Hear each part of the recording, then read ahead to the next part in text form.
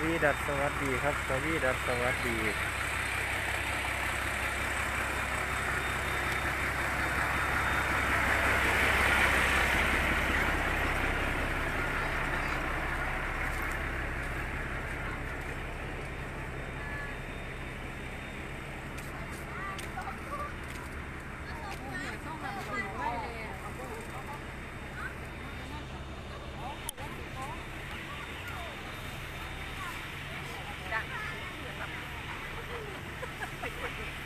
นี่มันเกี่ยวกับจังหวัดเลยเต่ามีซ้อมก๊อกหรือสุดท้ายนี่นะ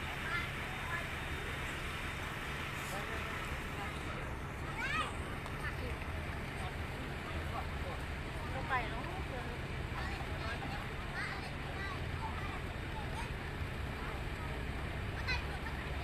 มันนั่งจังหวัดหนูน้อยมาดูจ้างไปแล้ว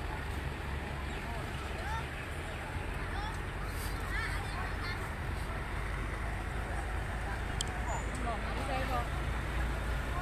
คนดำเป็นก่อนเจ้าคนที่แปลงดันถึงตอนนอน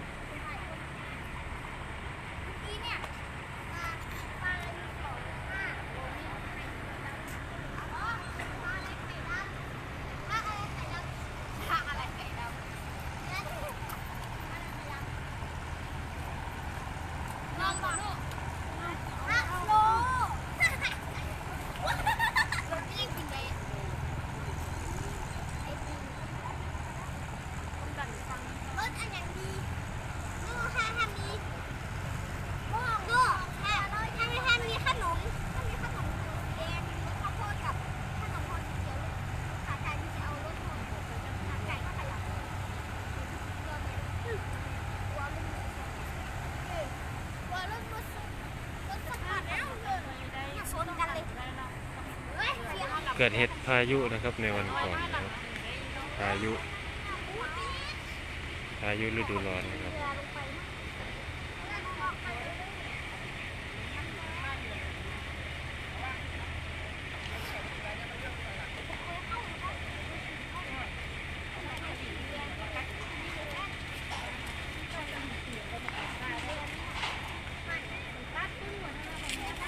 ก็พึ่งเราแจ้งคัดนะครับ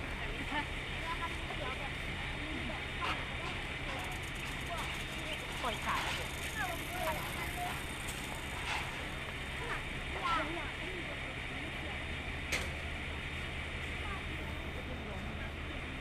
ดึงมาให้มันตามมาตรงไว้กระโดดลงไปที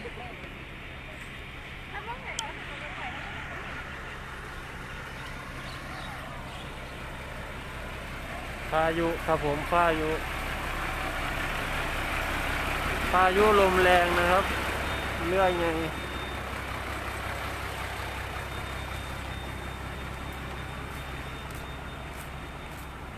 เป็นพายุลมแรง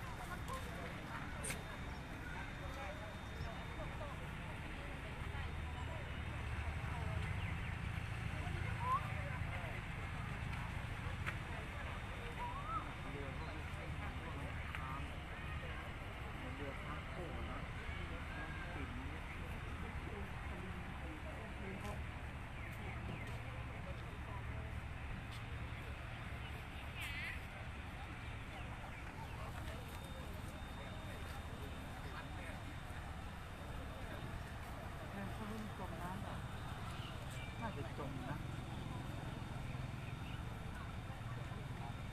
น้ำมันเอาเข้าไปมันก็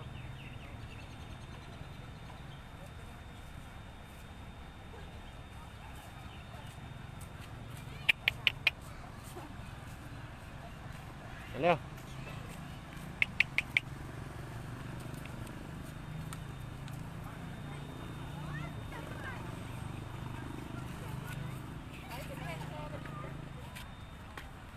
นั่นนี่ไปทันทีสิ